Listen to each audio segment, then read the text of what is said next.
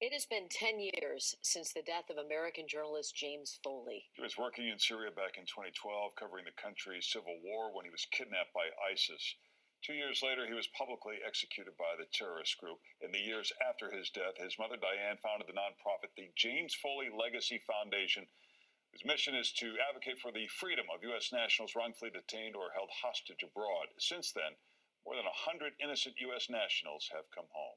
She is now sharing her son's story and the impact he has had on the world in a new book she co-wrote with Colum McCann. It's called American Mother. Diane and Colum join us now. Thank you both for being with us. Thank you. It's our pleasure. I can't imagine how emotional it is seeing, what we're dealing with this parents talking to their son directly through social media, who is a hostage. What has all this brought up again for you? It's opened up a world I was so unaware of. There are innocent Americans who are held captive around the world, targeted because we have a U.S. Passport, literally. And Hamas certainly is a terrorist group like ISIS, holding these innocent people like Hirsch, and but also countries like Russia, China, Iran. So it's ongoing and it's very challenging. It's truly a national security threat in many ways. So I hope the book will bring awareness to the general public that fellow Americans are in this situation. And does the book make an argument about what we should be doing compared to what we have done? I mean, there's an argument to be made when it's personal, and there's an argument to be made when it's not personal.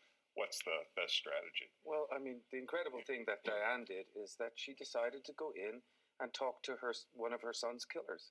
And we spent 3 days together in a Virginia courthouse, and she talked with him and communicated the story.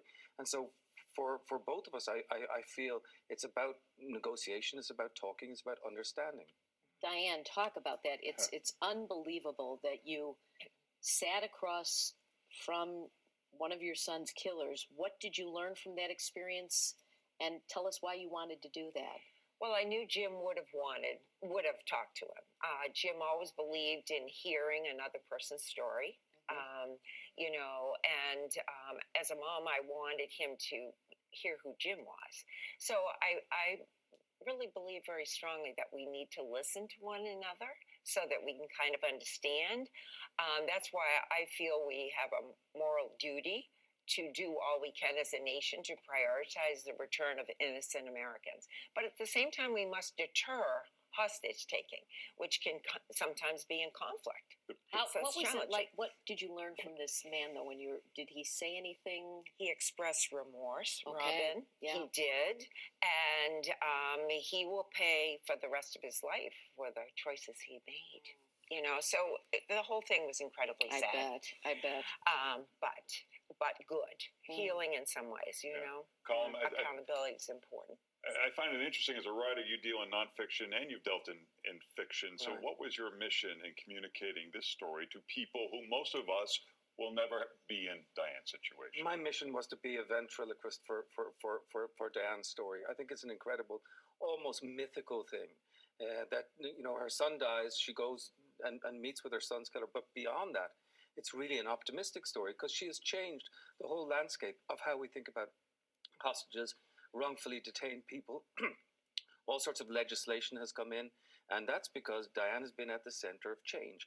And the fact is that she creates the word possible within the supposedly impossible. It's an extraordinary story. Is it true that you guys came together because is there a picture of Jim reading one of your books when he was being held? Is that right? No, it was before. Jim chose Colum because Jim loved good literature. And he was reading a book by Colum when he was embedded with in Afghanistan. Wow. And so when Jim was killed, friends sent that photo to Colum. It was incredibly touching. I bet. And what has changed? Is there now a point person for families if someone is kidnapped? Yes. That has changed because of you. Well, because it's the legacy of 4 Americans died, were killed, and 3 British. So now we have a U.S. hostage enterprise that actually prioritizes the return of our citizens. However, it's still incredibly challenging to deal with people who take our people, Robin. Yeah. I mean, the people we have, but we must, at least we're trying to negotiate and work with people. At the same time, deter, make it hurt to take our people. Well, it was great to meet you. Thank you for sharing your story. Here's the book again. You can see Colum and Diane. They will be at the Seminary Co-op bookstore at noon. And Colum will be at the Barnes & Noble at Old Orchard tonight. For more information, go to jamesfoleyfoundation.org. Thank you both for being with us. Thank you. Thank you.